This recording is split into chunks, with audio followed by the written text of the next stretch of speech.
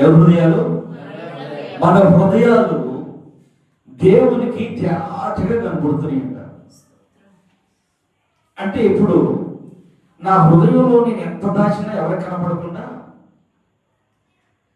నా హృదయంలో ఉన్నదంతా భూజనులకు ఎవరికి కనపడకుండా, కుటుంబస్తులకు కనపడకుండా, భార్య కనపడకుండా, పిల్లలకు కనపడకుండా, నా అన్నదమ్ములకు కనపడకుండా, నా ఆత్మీయులకు కనపడకుండా నేను ఎంత దాచుకున్నా కనపడే ఒక వ్యక్తి ఉన్నాడు, ఆయనకు మాత్రమే కనపడింది. ఆయనే మనం ఆరాధిస్తున్న నజరేయుడైన యేసయ్య. ఆమేన్, ఆమేన్. నీ హృదయంలో ఉన్నది, నీ హృదయ తలంపులు నువ్వు అనుకుంటూ ఉండొచ్చు, నేను ఇక్కడ చేసి యోచన ఎవరికి ఎవరికి తెలియదు.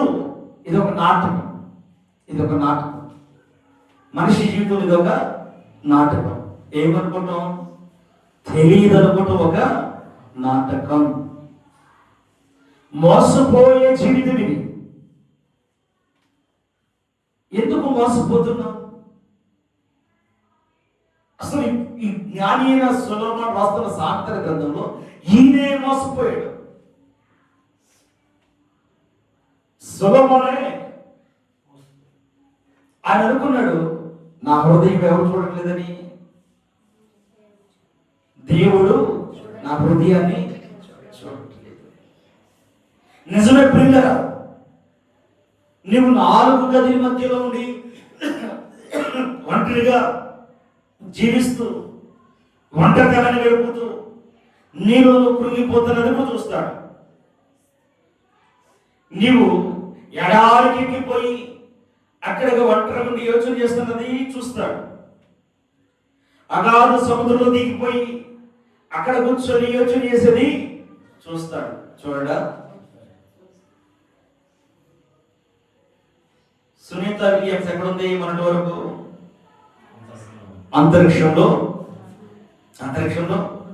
ఉంది. అంతరిక్షంలో ఉన్న ఆమె దేవుడు చూడలేదా? చూశాడు. కానీ ఆమెకు దేవుడు సమయం ఇచ్చాడు. ఆమెకు సమయము ఇవ్వబడింది. హల్లెలూయా. ఆమె తలంపులు, ఆమె మదనపడతాం, ఆమె వేదన చెందటం,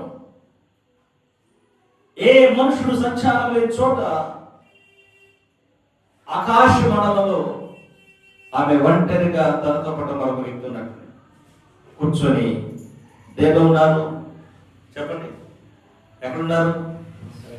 ఒంటరిగా ప్రజలతో సహవాసం లేకుండా ఉన్నారు.